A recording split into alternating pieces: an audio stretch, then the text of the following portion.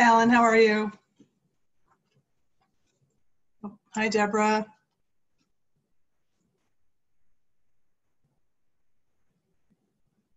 Rabbi, do you hear me? I do hear you. אני מאחל לך ושתי בנות שנה טובה, בריאות ושמחות וציונים טובים בבית ספר תיכון. Thank you. Thank you. Thank you. Much appreciated.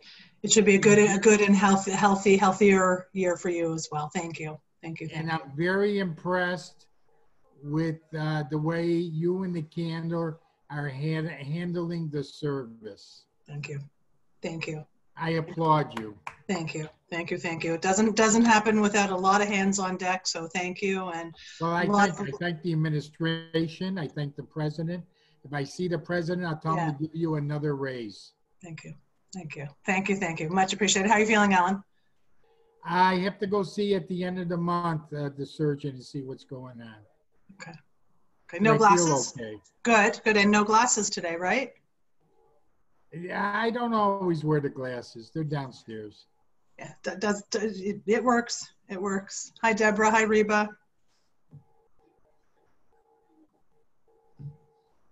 We see your names. We see your names, but we see your name, but not your face. I don't know if that's. I'm working on it. I'm working on it. Are you all set for the high holidays, Rabbi?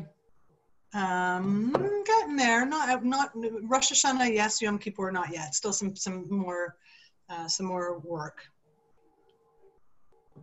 Hi, Reba. Good to see you. You're muted, but we see your face. You just got. You're still Reba. You're still muted. I'm going to see my daughter in Italy, and I think she might have the baby while I'm there. Excellent. Excellent. Very excited about it. Nice, nice, nice, nice. When are you going? Sunday, the second day of Rosh Hashanah. Do you have to quarantine when you get there? I don't know what I have to do, but I have a bunch of documents with me. I have nothing but my daughter's enthusiasm to go on. Good. But I have documents, and I've tried my best, and if they turn me around, I'll try asking her to come to the airport and cry. And how could they refuse an expectant mother, her mother? Yeah. So do you have to get tested before you go? I did test a couple weeks ago for a medical procedure, and I don't know. Jackie went and got a test today just to see if we had been exposed anywhere, but I don't know. I'll stay in the airport if they need to do it. Or I tried to get a test today, but I couldn't because I didn't say I had any symptoms. So they said, well, call us if you do. Yeah. Yeah. Okay. Okay. Hi, Susan. Hi, Lori. Good to see you. Hi. Good to see you. Come here.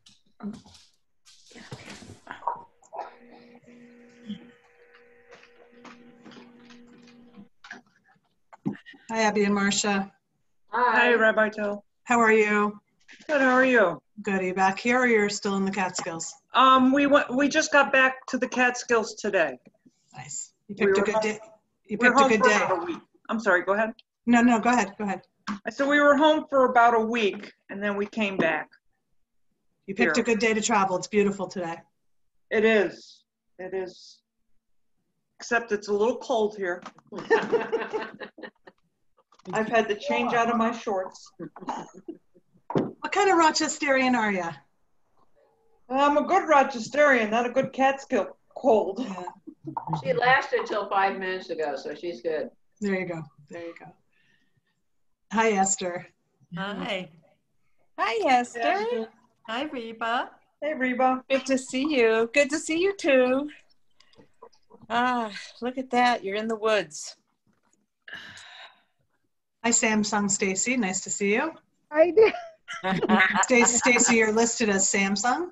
I know. I'm trying to figure out how I change that.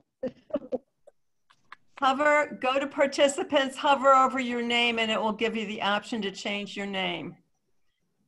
Look at you, Esther, getting all techie on us. She's great. Yeah. There we go. Literally words we didn't know 6.5 months ago, right? Right. Stop. For Abby and me, zoomies were things that dogs did, right? I'm sorry, what, Esther? For Abby and me, zoomies were things that dogs got when they started running around your house like crazy, the zoomies. Yes, yes. Now, is this muted or not muted? You're unmuted. The way you can see if you're muted or unmuted Okay. is over your name. If there's a red line through the microphone, it means you're muted. Got it. Got it. Well, I'm Watch what hoping. you're saying, Reba. You're not muted. Now, this is the new thing. When you wear a mask, then there's no room behind the ears for hair. And that's my usual thing, is put the hair behind the ears. Then I have the glasses and the mask, and it's just not working. So the new haircut is supposed to solve that problem. Are we together? Somebody's making a fortune on the mask haircut, right? So someone's figured that out, right? How to brand it a little bit differently. Mm-hmm. Hi, everyone. Hi, Donna. Hey, Donna. Hi, Donna. Hi, Donna. Happy New Year. Happy New Year to you too, Reba. John, we have you on twice. I don't know if that's intentional. There we go.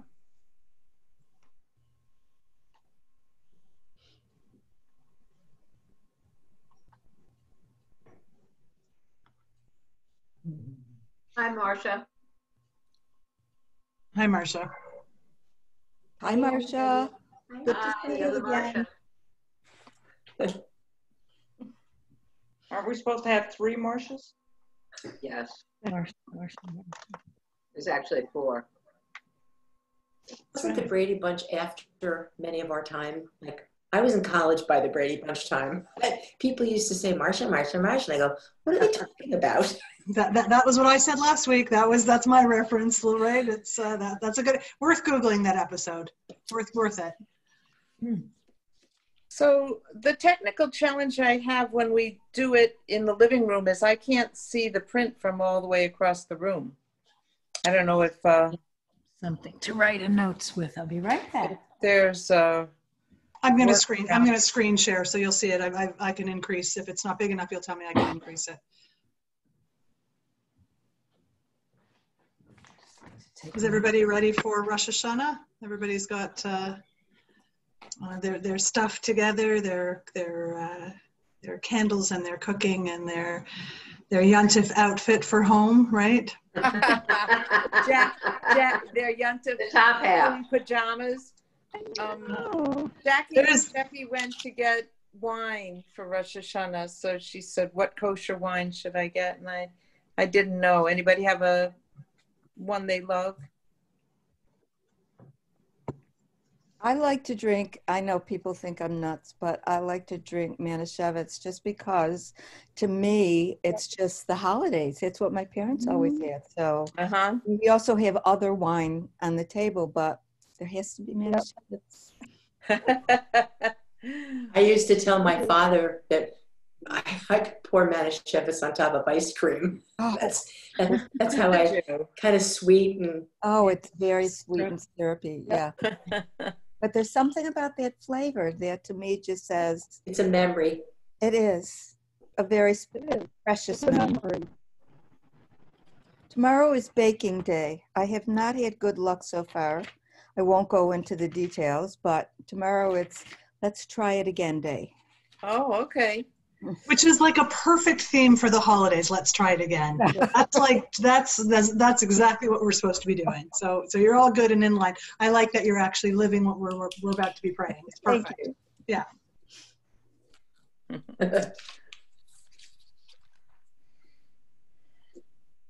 You could always go to Blanche's house if anybody's been following her on Facebook.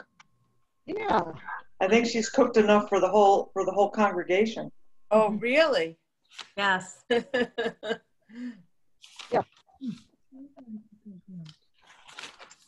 Why don't we get started? I always so deeply respected Rabbi Katz and his respecting on so many levels, but his deep respect for starting spot on time. He was the clock watcher for sure among us. But I do think actually, and in terms of our character traits, it's a good one. That's a good one, you know, to be mindful of people's time and to be prompt. So we'll get started, and I'm as always glad to see all of you. And I think I'm just looking around. I think almost all of you were here. Almost all of you were here last week when we started. Yes, just raise your hand if you were not here last week. I missed the beginning, and then I had technical trouble.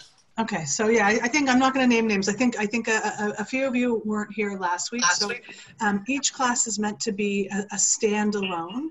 And I know that some of you have requested the video from last week, and we're working on the snag in the technology that makes the file too big for me to be able to send it in a way that's that makes sense from my home computer to work, which is where I have it. So I will endeavor to get that to you as soon as possible. And for anybody who's looking for a little bit of a catch up, we can do that. But I'm going to do, just by way of introduction, just a really quick recap. And actually, I'm going to invite you to do part of the recap along with me. And then we'll wade more deeply into the actual practice and some actual study of a couple of small texts, everything in English. So I'm hoping that you are attending the right session, and that you mean to be at our discussion around Mussar. Yes? Yes. Tell me, for those who were here last week, or for those who have any experience with Mussar, tell me if you were, for our friends who are joining us for the first time, if you were going to give a big, broad brushstroke outline of what you remember Mussar to be, what would that be? And maybe if you just raise your hand, either in your actual square or you use your reaction square to raise your hand, then I can call on you. And you have the ability. I'm going to mute everybody, but you'll have the ability to unmute yourself. Okay.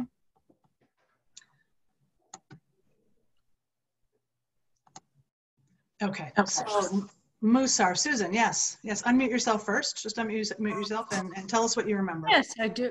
Oops, I just unvideoed myself too. I remember you're saying that you don't have a soul, you are a soul.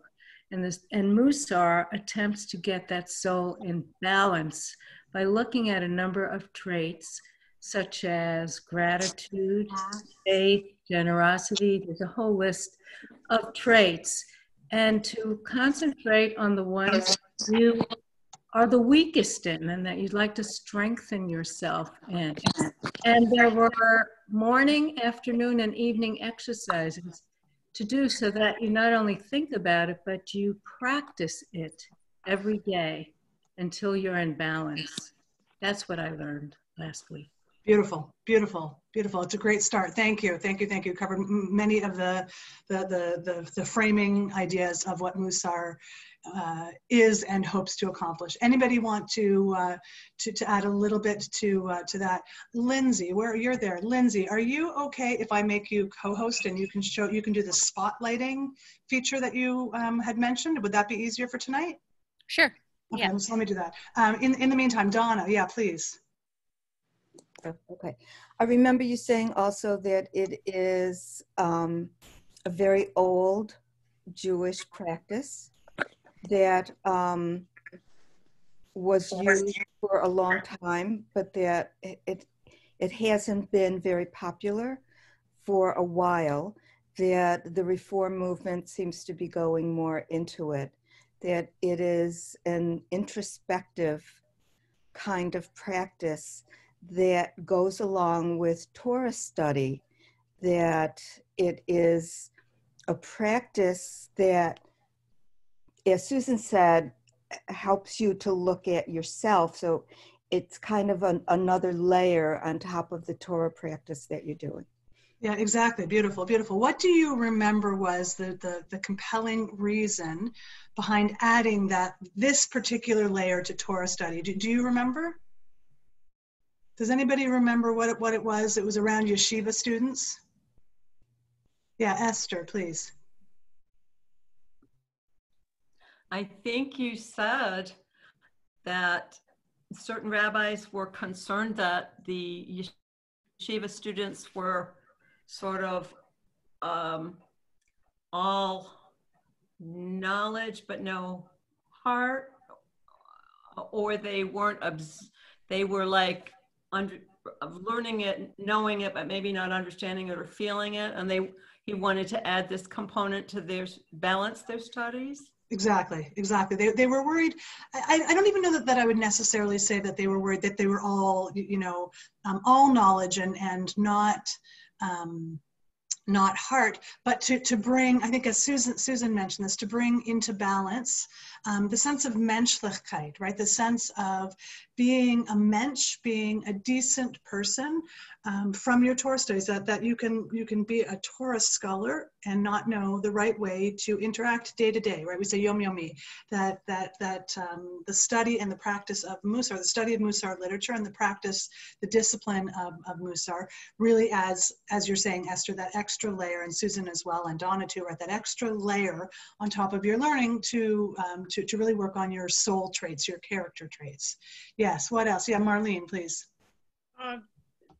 The biggest impression I had was, just to add a little bit to what you just said, was from the knowledge, and not just, anyway, into action, that it would also be outward in action you would take in the world, in the way that you would be more aware of your character traits, but actually not just from the thought and the spirit, but out into the world in the way that you treated other people and maybe made the world a better place. That's what the inference I made. Yes, it's a good one. It's a both and, right? It's makes good sense, right? That when we develop our own core character traits, our virtues, our values, that it inherently makes us a better person. Although Judaism isn't so concerned with you being a good person, they and we collectively together tonight are concerned about being good in order to both be good in the world and to be closer to God, right? That is the piece that is unmistakable around Mussar as well, that this is a way to draw you closer to God and closer to one another, right? And however each of us understands that continuum, or those those kind of that Venn diagram, the overlapping circles, how we understand that. Anything else that we've missed so far on what Mussar is? Instruction, ethics, teachings, a discipline. It's both a body of literature and a practice, right? What else do you remember from if anything, from last week? I would say that the only word that I would add to it is holiness, that somehow that these character traits are traits of holiness, and we already have them, but to uncover them and enhance them. Right. We already are them, right? I think that's what Susan said at the very beginning, right? We don't have a soul, we are a soul, right? That's a distinguishing factor. We don't usually use that language, right? This notion that we are these characteristics, and that if we fine tune them, or we develop them, or we cultivate them, or we work to stop some of the things that block the light of them, then we are doing Mussar work, right? Okay. Anything? Yeah, Marlene. Well, I just wanted to ask Joyce and everybody, I guess, what she meant by holiness. And I'm not sure I understand what that means, holiness. Well, in some ways, I would think what the rabbi had said just before that, which is a sense of closeness to God, a sense of being in relationship with God and carrying out godly ways. I don't know. That's one yeah, you do know. It's right as you said it. Right as you said it. That's it. Right. That's it. Right. That we are this soul. How we understand the soul and whether it is given or it is. right? And that is a much deeper, broader, not something that we can cover in the remaining 3 weeks, but a wonderful exploration in theology, right? How we understand the different components of who and how we are, but that we are already holy, and that we strive to use our holiness and to be holy in the fullest way possible, right? That we move aside any blocks, any hindrances to our being as fully living in a state of kedusha, of holiness, as is possible. Marlene, your question is a good one. That the notion of holiness is not universally, I say maybe with a little u, if you can actually do that, not universally understood amongst Jews, but how we understand it traditionally is this notion of realizing the divine in us and through us. Okay. Anything else before we tuck in that maybe we have not yet covered? Okay. So I'm going to screen share, and hopefully this will be just by way of quick. Okay. So far so good? Yes, so far you can see? Okay. Yes, give a thumbs up. Perfect. Okay. So this is just by way of recap, all the different things that you just said, right? About 1,100 years old. I think you covered most of the salient factors. It is, though we are doing it in this format, it is typically done with a mentor. You work with a mentor or a guide or a rabbi who is your chaperone through this process and your guide in how best to do it. So it's both a combination of learning together and then individual practice. And as many of you said in this last bit of conversation around holiness, the goal of Mussar is to release the light of holiness that is already within us as souls. I guess probably that third point from the bottom should be rewritten to say, with each of us as souls, not our soul. And the methods include meditations and silence and retreat and study and journaling and visualizations and this kind of discussion. And then there are actual actions that we take as well as we get further down the pike for understanding how to enact this practice.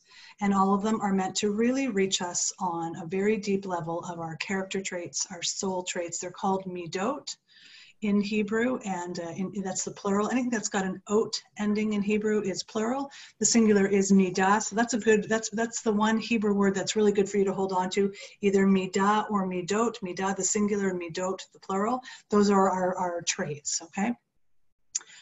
And this is how we get started. We really, the idea is for us to initiate our hearts, and really our hearts that are already inclined this way to better ourselves and better the world, right? That's, I think, Marlene, or was it Marlene or Donna who said that as well, right?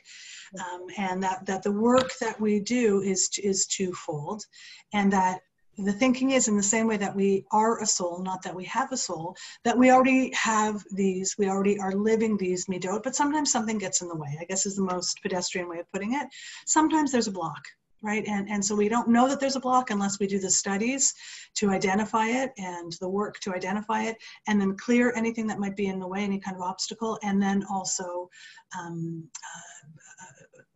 feed and water it for lack of a better term, and how we each choose those midot we'll get to in a minute. So we often start, that should say start, not star, with a study of a passage, whether it's biblical or Talmudic. And the idea isn't that you just look at a passage of sacred texts and say, aha, this is how I do it, but that you study a piece of text and you turn it over and you turn it over, right? We say in Hebrew, that we turn it over and over, and in it everything is found therein, right? That we take a piece of text and we wrestle it.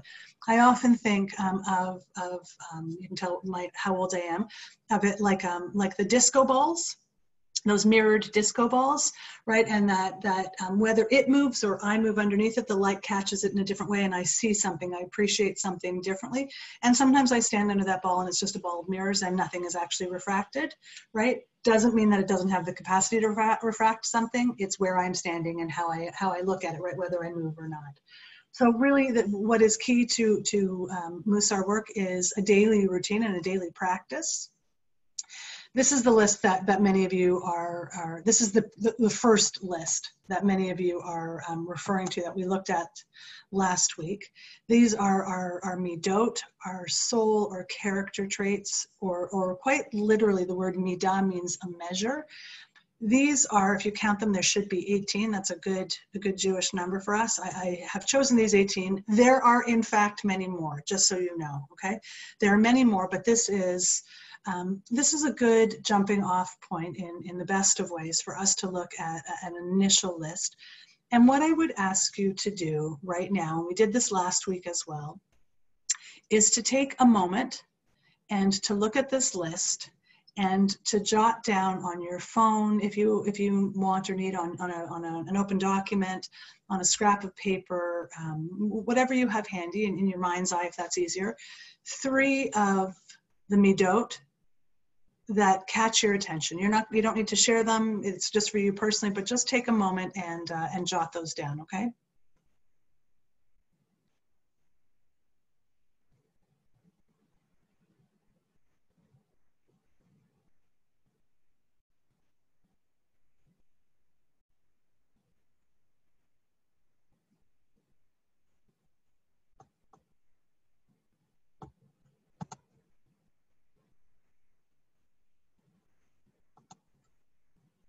Okay, and then we'll go on.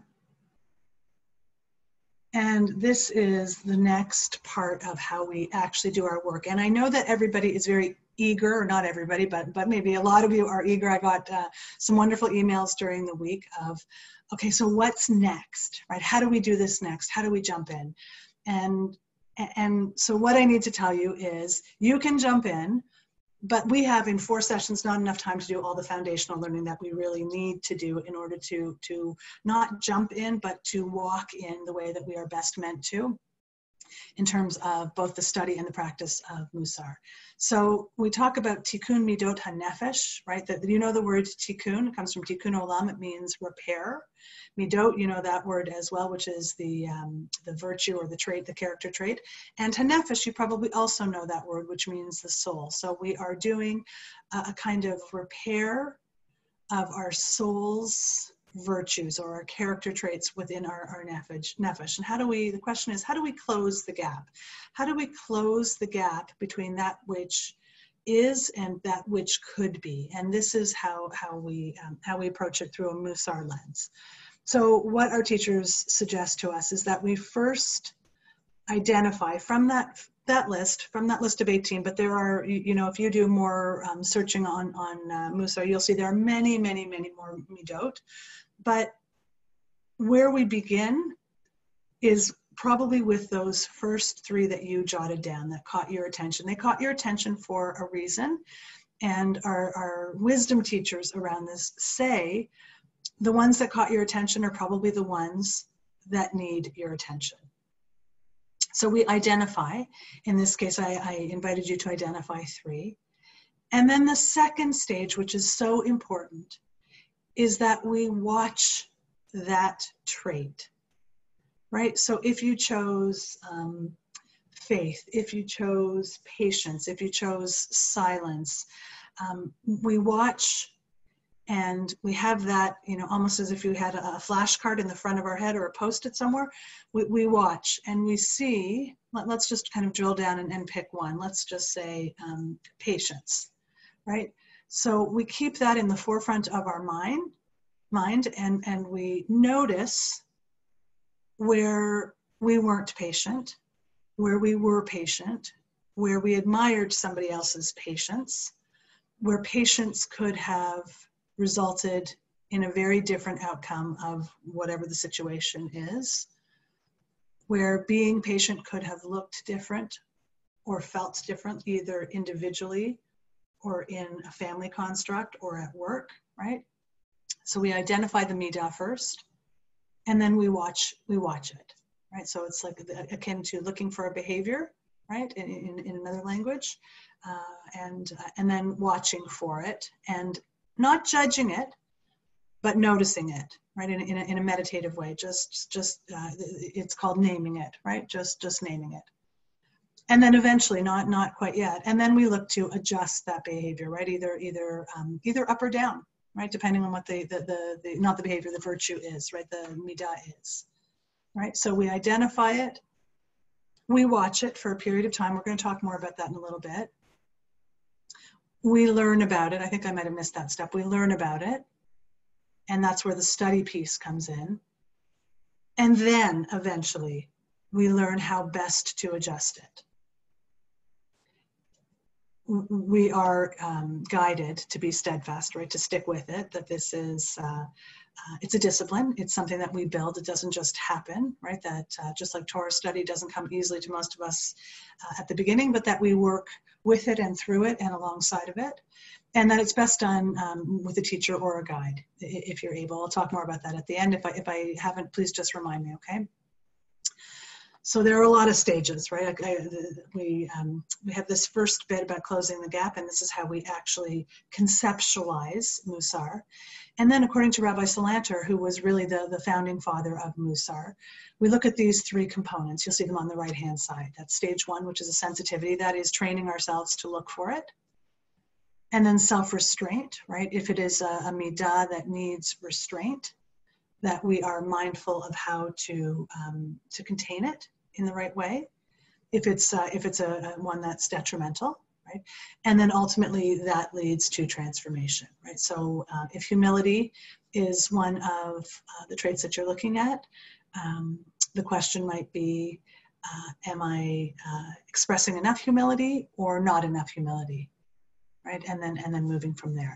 Let me just take a pause there for a second to see if there are any questions so far before we go on.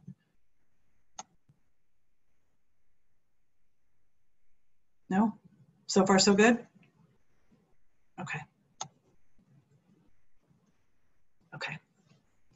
So this is how we might begin with a writing of the list of the midot, the traits for focus. So you saw the 18, that's not a typo, you saw the 18 that were first set out for you. And I invited you to pick 3, but the way you would actually do is do it, for a year-long process, is you would actually choose a single midah, a single character trait to work on for 1 week. So you would pick your word, you would pick, we'll go back to patience, right? You would pick patience, and that would be the midah that you would work on all week. And the thinking is that if you choose 13, there's nothing magical about 13. This is actually Alan Marinus, that's the contemporary guru, with all due respect on Mussar, suggests that we pick 13, and that you work on this one midah a week. And that once the 13 weeks have been completed, we actually start that list again. So that if you have 13 traits and you have 4 cycles per year, this so feels like an SAT quiz, doesn't it? Right? And you have 4 cycles per year, that actually brings us to the 52 weeks a year. So that you ultimately end up spending about 4 weeks, about a month or so, per trait per year. So he drills down from the 18 to the 13, suggesting that you actually use that list and try to choose 13 that are meaningful to you. Okay. I'm going to, because I can't see everybody on the screen that I'm on, because I'm screen sharing as well, I'm going to trust that if you have a question along the way that you interrupt and just unmute yourself, okay? Or put it in the chat box for me, all right? So far, so good? Okay. Okay, this is the second set of actions. So cheshbon hanefesh, right? These are such great words for us just leading up to Rosh Hashanah, beginning on Friday night. That was not a shameless plug, that was a full plug. Join us on Friday night at 8 o'clock and then Saturday morning and Sunday morning as well for Rosh Hashanah services. Whole host of information on the website for you to follow. The first thing that we do is a cheshbon hanefesh. It's an accounting of the soul, right? And that's what the looking at all of the midot helps us do. So the first action item is to actually keep a diary or a journal, right? Some people bristle at the word diary, but maybe a journal is a better word. To keep a nighttime journal and to write down, to have your trait identified, your midah identified. And before you turn off the light, that you write down at least one experience from your day in which the trait that you're focusing on caught your attention. Right? So the idea is that the midah is your companion through the day. Right? It's your partner through the day, and you notice it in your interactions.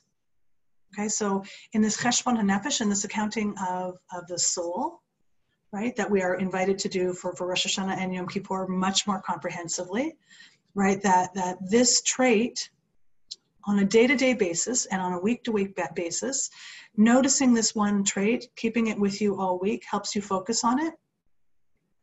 And writing it down at night helps you literally focus on it because you can see it in black and white in front of you, okay? So here's the next part. You don't study Mussar alone, I should have written. You do Mussar. So here's how you start your practice, right? Just to recap. You have a sensitivity, you notice it. You notice the soul traits, the midot. And then this is the next subset of questions. You ask yourself, we ask ourselves, how they motivate us. Right? Is it for good? Is it for ambition? Does it keep us back from something? Does it allow us to accomplish something? Do we feel nasty when we don't have enough of trait A or B? Would interactions be different? Would I move through my day with a sense of holiness, going back to the beginning conversation, if I was clearer about this midah in my day-to-day? What is it that needs working on, and what is it that needs attention? And how do I best do that? Right, so that's the stage 2, right? How do I control a behavior that arises from a midah? And how do I hone in on my own power of will, right? Where I actually do have a say in how this plays out, right? So many things now, especially, but always, over which we don't have control, but our character traits, our midot, we do. So here is our daily practice. It's 3 parts, pretty simple 3 parts, and we'll walk through them more gradually. We have a daily reminder phrase. I'll get to that in a minute, but we spoke last week. It's somewhat akin to having a mantra. We have a morning so that is when we wake up, and the thinking is actually that you have a note card or a sticky note or something printed out that has one short reminder phrase. And the catch is short, and I'll get to where those phrases come to in a minute. But that we have one short phrase that we can have accompany with us during the day that is attached to that midah, that soul trait. That also in the morning, so you would look at that reminder phrase before getting out of bed.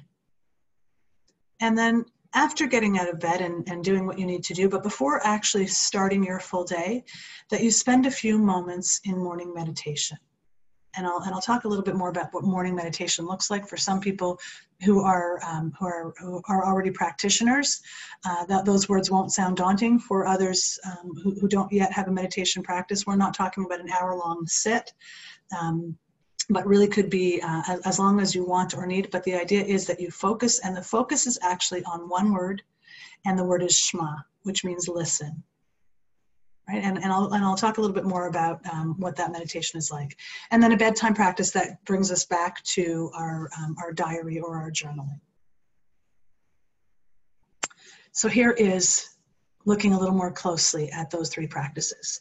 Here is what we might have on that card or whatever you choose to have with you that logistically makes sense.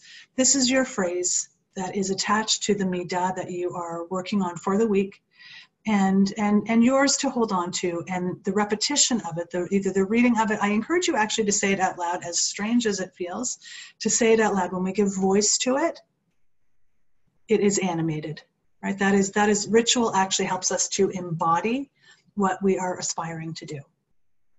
So here are, you'll see there are 3 different qualities, right? Generosity, loving kindness, and silence. Beside it is the Hebrew equivalent in terms of Mussar language. So you might, let's say you choose generosity. Your note card beside your bed might read, the generous heart gives freely, right? Loving kindness, right? Chesed might say, from Micah, right? Do justice, love kindness, and walk humbly with God. And if you choose shtika, right, which comes from the word sheket, for silence, you might have beside you the term "nothing is better than silence." So these are all Jewish texts. I'll let you know in a little bit with a good way to source those.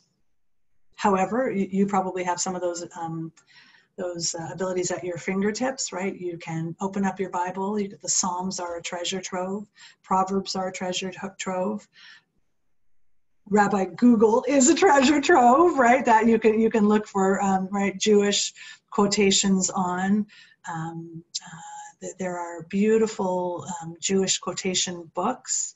The thinking is that when you come to Mussar that you already have a foundation of Torah and sacred text study.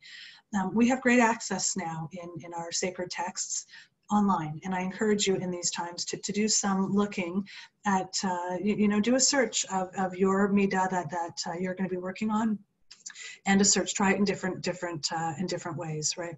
Jewish perspective on silence, Jewish texts on generosity, right? You can look, and then call that list and find.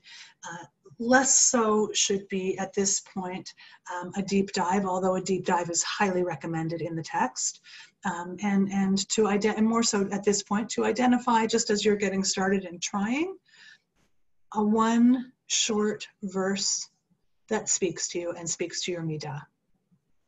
So far, so good? Yeah. Any questions so far? Is it making enough sense?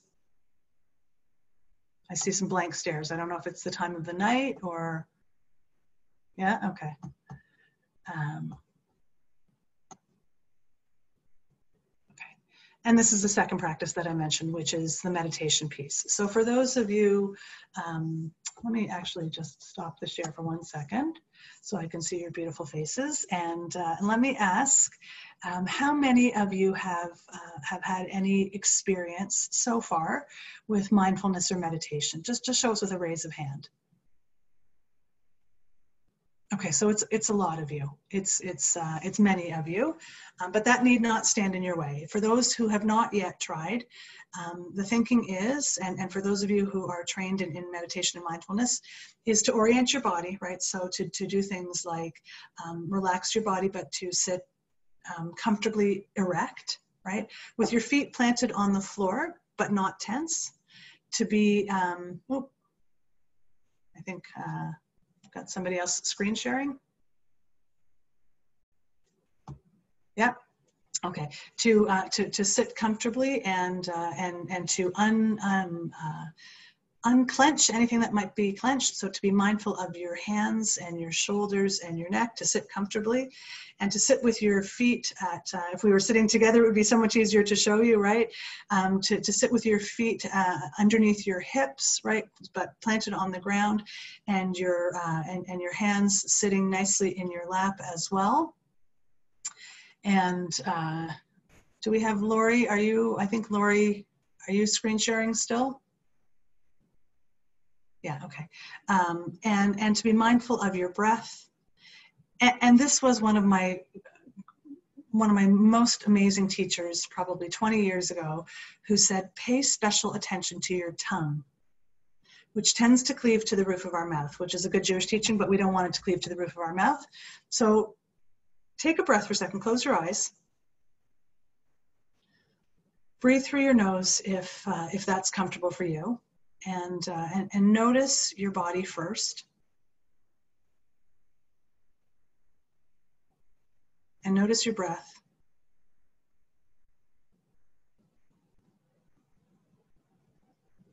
And notice how your jaw and your teeth and your tongue feel, to ensure that they are loose and relaxed.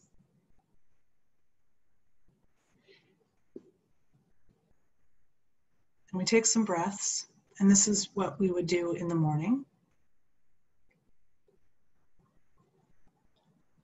And we would just repeat the word Shema,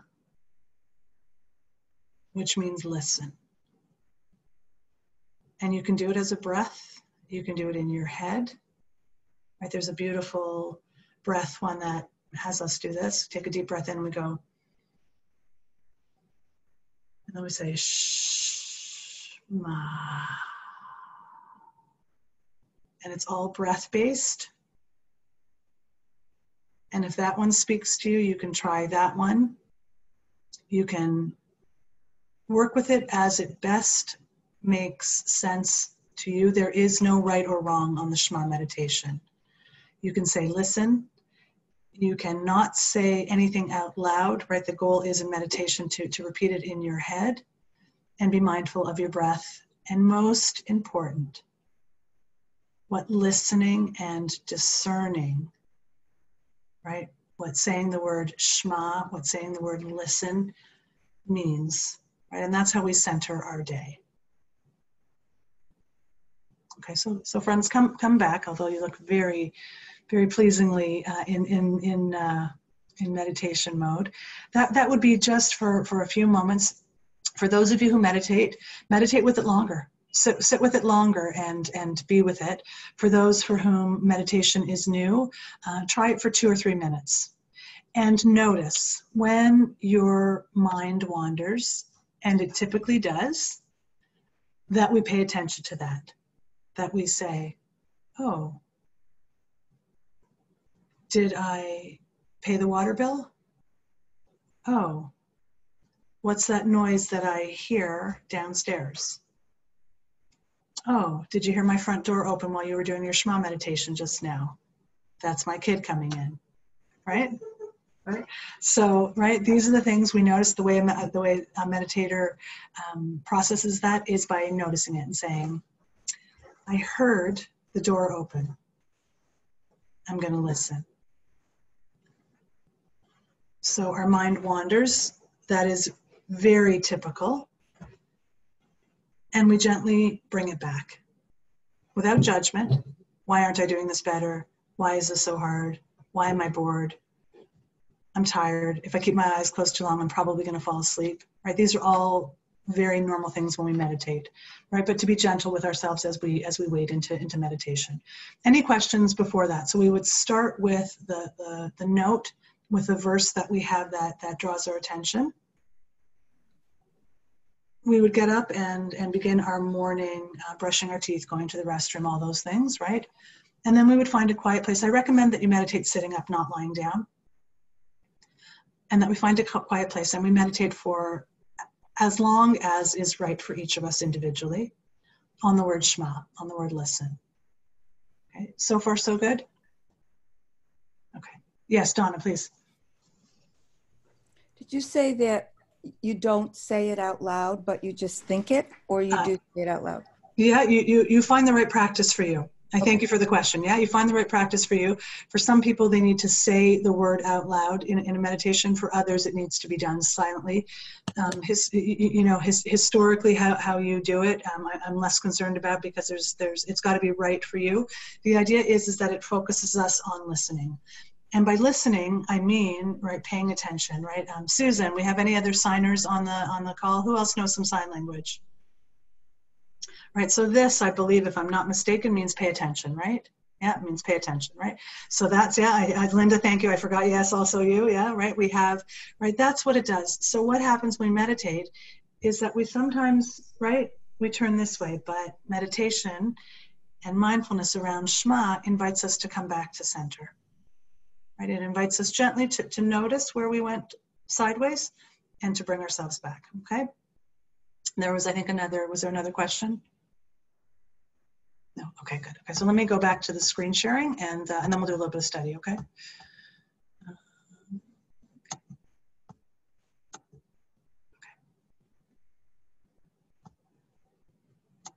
Let's see.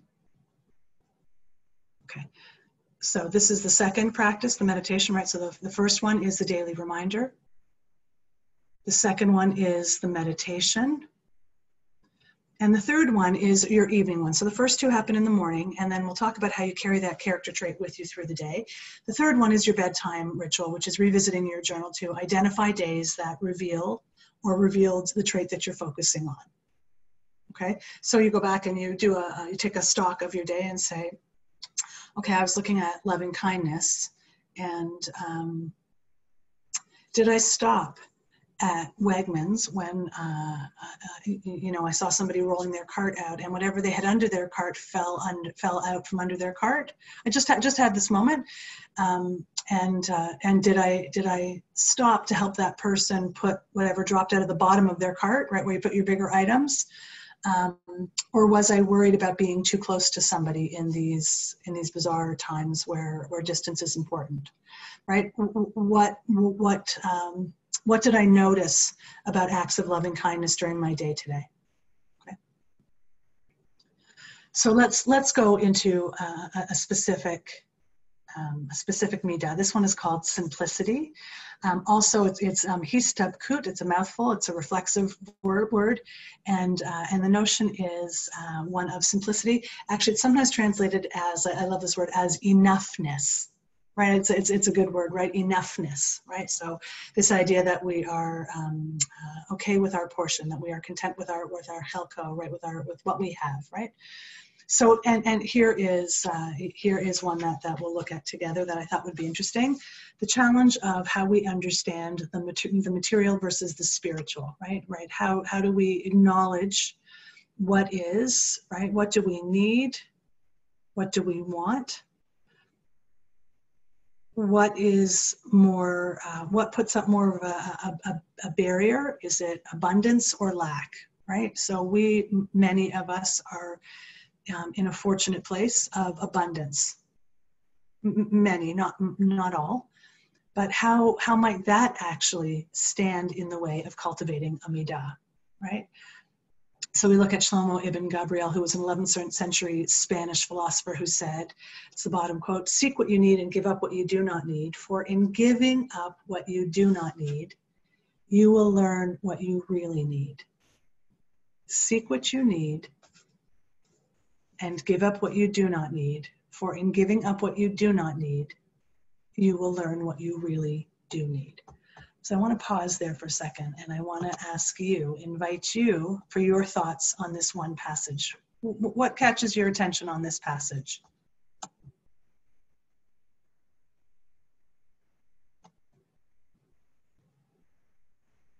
Have you seen it before? Okay, Susan Ipkin, please. Just unmute yourself, Susan.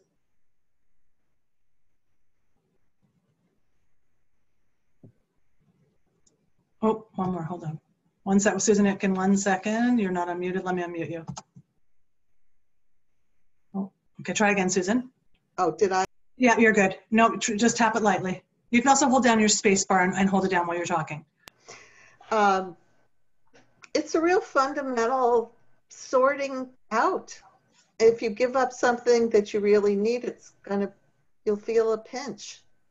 And if you don't, well, did you really need it? And need comes from a lot of different places. I mean, there's a need to enjoy things, and I guess there's a need for comfort, but there's also a need, more fundamental needs. I think that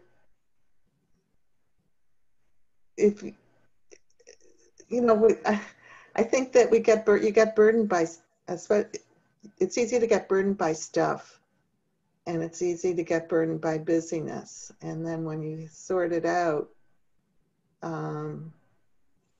there's a lot of freedom in that.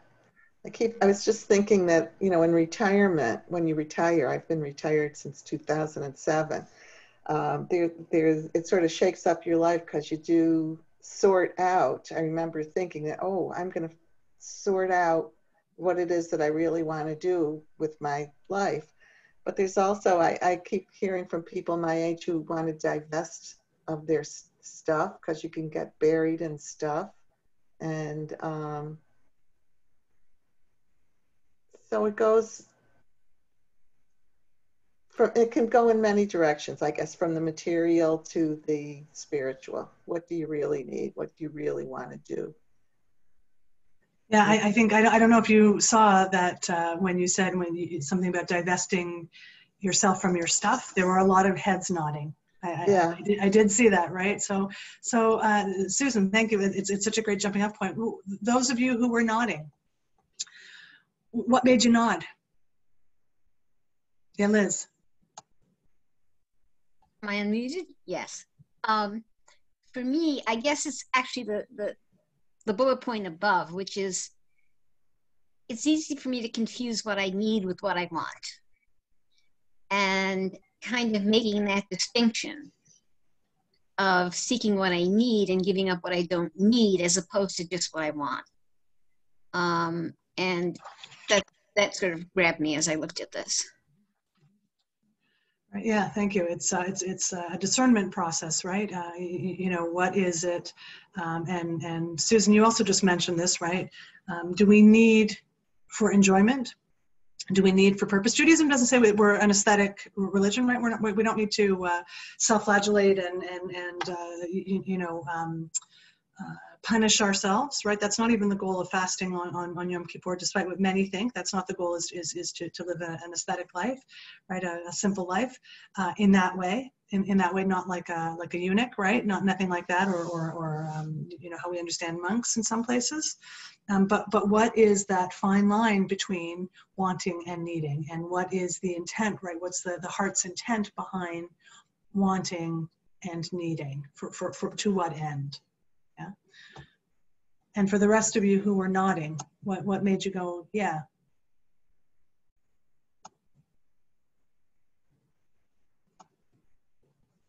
You can just unmute yourself.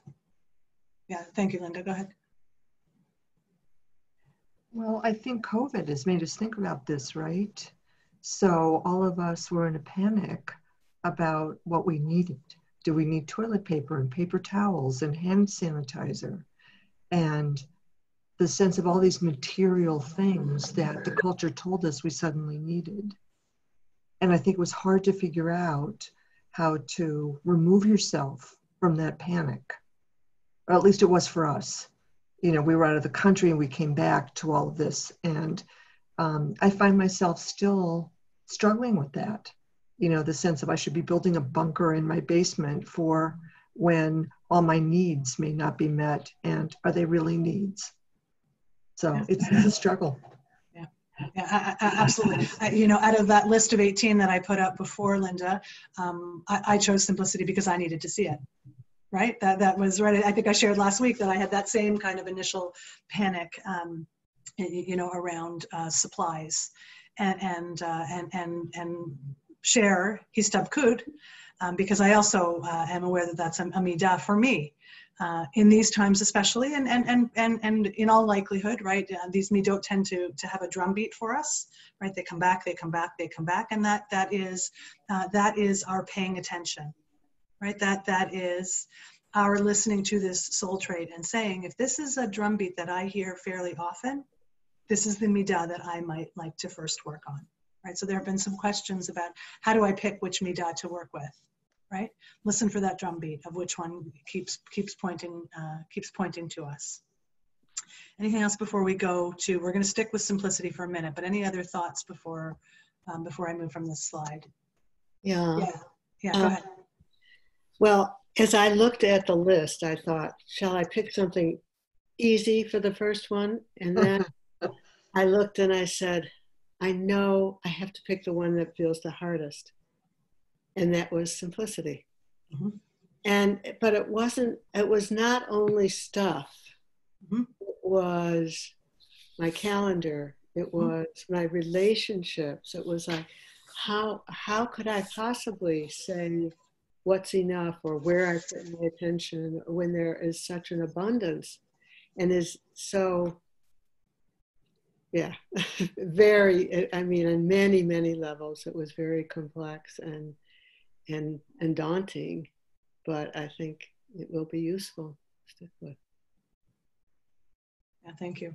I the two that I picked when I first started, putting together for today, were simplicity and silence.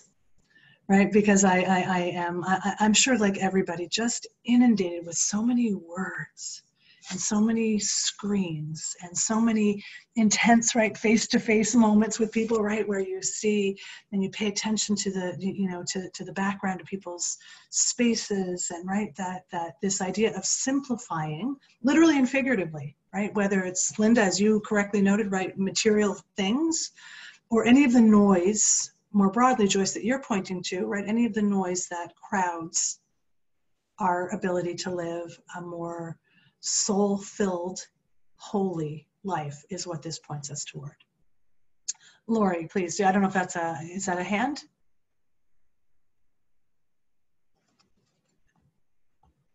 Lori, did you want to speak?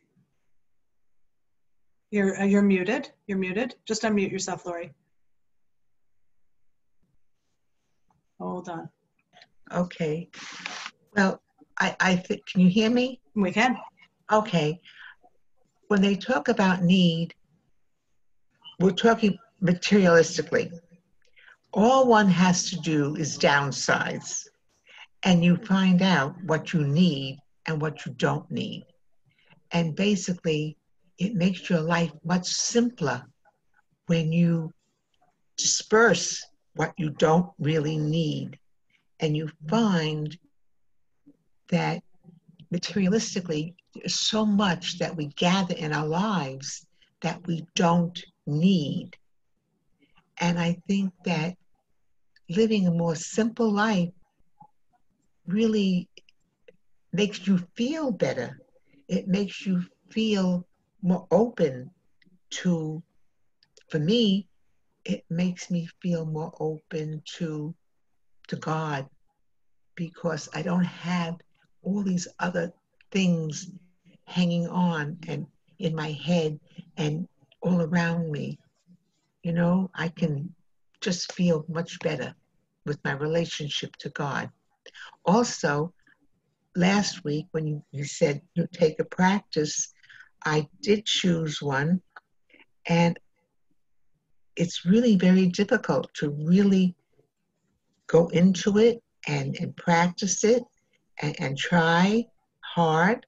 But I also found if you choose one item on the list, that other items come into play. It's not just one thing alone. It becomes a total. One thing leads to another.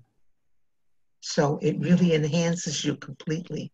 Yeah, beautiful, beautiful, right? It's right. It's integrated. It's integrated. Absolutely beautiful. And when we make the right space for it, yes, that's exactly the intention of the whole discipline. Actually, is for it to be an integrated practice. Absolutely, absolutely. Good. Any other thoughts before we move on? Marlene. Oh, can you hear me? I can. Oh, well, I was very struck with the first the comments by Susan when she was, because when I think about abundance and lack of it, I think most of us think of material things, but when she mentioned busyness as an abundance, that I thought that was very interesting and thought provoking, and you've all been talking about it since, but it really struck me as a different way of thinking about a different aspect of simplicity. Yeah. Okay, I want to, unless there are any other thoughts right now, I will move forward a little bit, and then we'll open it up for some more conversation. So here are the 3 levels of simplicity for this midah, right, that our wisdom points us toward. Many of them you have already pointed to in your own comments, right? Acquiring less, being happy with what you have, and being aware that there's nothing more to need, right? That is the more elusive of the 3, I think, right? Acquiring less, right? That speaks to the material things that you mentioned, so many of you. Being content with what you have and knowing that it is sufficient in without any judgment attached to it, right? Just the proper amount, right? And then the third one, that there's nothing more to need, and that's the one that we'll spend some time looking at as well. So let me just share this with you. This comes from the Chafetz Chaim, who was a philosopher and a sage and a scholar who we hear this about him. An American visitor was passing through the Polish town of Radin and stopped to visit the Chafetz Chaim. And entering the great sage's simple apartment, he was struck by how sparsely it was furnished. "Where's your furniture?" the man asked. "Where is yours?" replied the Chafetz Chaim. "Oh, I'm only passing through," answered the man. "I too am only passing through," was the Chafetz Chaim's reply.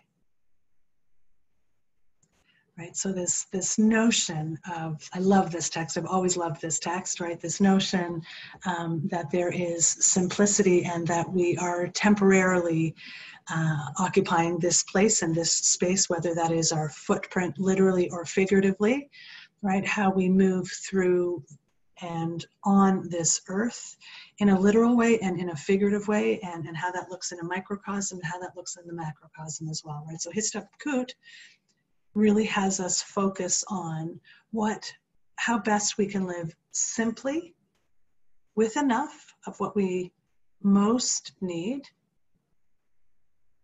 which will allow us to most meaningfully live with ourselves, with one another, and with God. Yeah.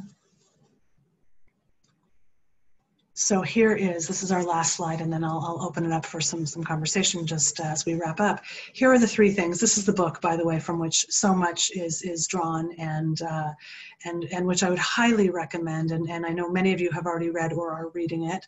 And also look at the Mussar Institute. They've got great offerings to supplement our learning together, and not only supplement, I would say, deepen and broaden our learning. What we can only do in 4 sessions, you can spend a lifetime working with them, and they're online, and they've got fantastic sources for us. So the 3, as you're getting started, you want to identify your midot, right? The 13, perhaps, if you want to look broadly. And this is the right time of year to be ambitious, right? To pick 13 that you would like to focus on for the year, and then pick the one for this week or for next, you decide, but pay careful and loving attention to where we are in our calendar year, and what a wonderful time at the start of this new year to start this practice. It's akin to at Simchat Torah, as we finish our Torah reading cycle and then start it again, to saying, okay, this year I'm going to stay on track with our Torah reading, and I'm going to read the Parsha every week that comes every week, and this is going to be the year that I do it. This is such a superb time to say, this is the year that I'm going to try, to hone and develop and cultivate my practice of Mussar. And this is the year, beginning with Rosh Hashanah, literally a new year start, that I'm going to choose my midot, my 13 midot for the year, and work through them. And we know that it means working through them a few times, right? So you would pick your 13, you would choose your one for this week. You would set your daily reminder phrase that would be with you as you first open your eyes in the morning, and help frame your day. Shortly after that, you would invite your morning meditation space to literally center where you are and to open yourselves up to listening. And then your bedtime practice of journaling that midah and noticing where it was, how it was, and how it informed your day. So let me open up for now and see if you have any questions. Yeah, Donna, please. You work on your midot or midah for longer than 1 week, let's say. I mean, or isn't that part of this practice? So you can. The idea behind the 13, right? So that 2-column list, which I will find a way to get to you. I'll get you just the screen itself of the list for those of you who want. If you want to email me, I'd love to say tomorrow, but realistically after Yontif is more likely. But I will have that at least that one slide out for you, if I can't get the whole discussion out for you to look at those 18 and then choose 13, Donna, and then you would, of those 13, right, you would pick one to be with you for the week. but you'll actually end up doing it for a month, right? Just in blocks, right? You'll actually, in the end, you'll study your midah, you'll work on your midah for a week, but you'll do it 4 times during the year. So you'll actually end up studying your, in this case, right, we were looking at simplicity. You'd actually end up studying and developing and cultivating simplicity over the course of a month, but spread out, you know, in 4 different quarters through the year, okay? That's a good question, thank you, thank you. Your question of if you want to study longer, yeah, of course. If you want to stick with the midah longer, this is yours. Right, this is yours. This is your accounting. This is your cheshbon hanefesh. There is not a right or a wrong. There's a suggested path, and there's the wisdom behind it is that this might work well. So, but you tailor make it for how it makes most sense to you. What you don't want to do is get fixated on a midah, because that can be detrimental. Right, that can like anything. Right, that can to get fixated on something, somebody else mentioned, right, the comprehensive nature and the integrated nature of working on your midot. Susan, please. Susan, yeah. You said at the beginning that you have to have a guide or someone to lead you through this. Yeah. So are you saying that you should not attempt this alone? What is the role of the guide? Who would the guide be, and how would they guide you through the process? Yeah, it's you know, it's such a good question, and that's as you get deeper into Mussar practice, that comes more with chanting and visualizations, and some more of the deeper practices around how you actually shape the behavior. So that's the next step, right? After you've studied that midah and have a sense of how that character trait, how you want to work on it, then there are specifics for how to actually do that work, and that's where the check and balance comes in handy. And soundly, not handy, but soundly, with somebody who's skilled, who can guide you. The Mussar Institute is one place to do that. There are other teachers and folks around who can do it. To get started, certainly a gentle walk into Mussar practice and discipline is to identify the 13 that you want to work on. And then if you go deeper into the practice, which I definitely recommend, around meditation, deeper meditations and visualizations, and studying of some of our sacred texts and going in depth, that's where it's best to do it in chavruta, in a designated chavruta where there's a skilled teacher to guide you. The same way that you can study Talmud on your own, or you can study Talmud in chavruta, right? 2 of us could get together and study Talmud, but unless somebody has some expertise in it, we don't really know what we're studying, right? It's founded on that same premise. Does that help? Any other questions or thoughts at all?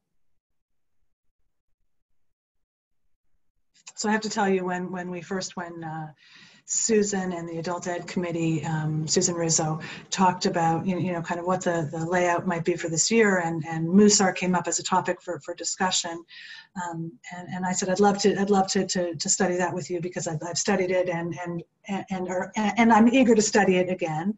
And we looked at this time frame. People said, really? Like, really? You want to do this right before the high holidays? And I thought, sure, yes. And then as the high holidays approached faster, I thought, wow, that was a terrible idea. And then I thought, last week after our first meeting together, it's exactly spot on what I am needing. I hope for you too, to separate out the busyness from what is truly important. And I had remembered in preparing for discussion, both last week and this week, that this for me, not that the high holidays don't, right, God forbid, but the technicalities that we're all dealing with day to day, from masking and how we interact with one another, and how we prepare for all of our Zoom sessions, right? All the technical things, those are the klipot, right? We call those the shells. Those are the things that stand between us and kedosha, and between us and holiness. And this, right, studying and practicing, these are the things that bring me, I hope, you as well, a different sense of meaning and a different access point to developing our midot, our soul traits, and moving through this, not just this time, but moving through it all, in a more aware and holy way. So thank you for being here again tonight. We'll reconvene in between Rosh Hashanah and Yom Kippur next week. We'll I'd love to do more discussion. I won't do a recap as thorough as last time, but this time rather, and we'll wade more deeply into some texts and some practices. And I'd love to know where you're comfortable, how your practice is going if you get started, without disclosing that which you don't want to. And I will never go around and say you tell us, but invite you to share with us what worked for you, and maybe what you need some more help with, and maybe some best practices around the discussion. Okay. And any last thoughts just before? Sorry, we're 5 minutes over. Rabbi Katz wouldn't be happy at all, but we'll do one of these, right? Any other last thoughts before we go on? Off, actually. Just lots of thank yous. Pleasure. A pleasure. I'm wishing you a healthy, contented, peaceful, a just year ahead. So much for us to do. These midot help us to do that work more carefully and more in line with our prayers and our sense of holiness. So let's be together for the next couple of weeks and do what we best can. And I'm wishing you well and looking forward to seeing you soon. And I'm wishing you a Shana Tova. Shana Tova. Good night, everyone. Good night. Shana Tova to you too. Thank Shana you. Tova. Bye, everybody. Shana Tova lekulam. Thank you. Thank you. Thank you. Good night. Good night. Good night. Shana Tova. I try.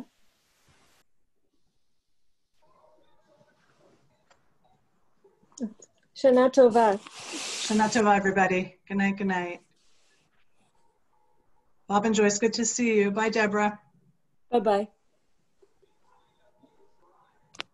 Deborah, nice to see you. I'm trying to. Both Deborahs, actually. There are two of you. Actually, there are three of us. Yeah.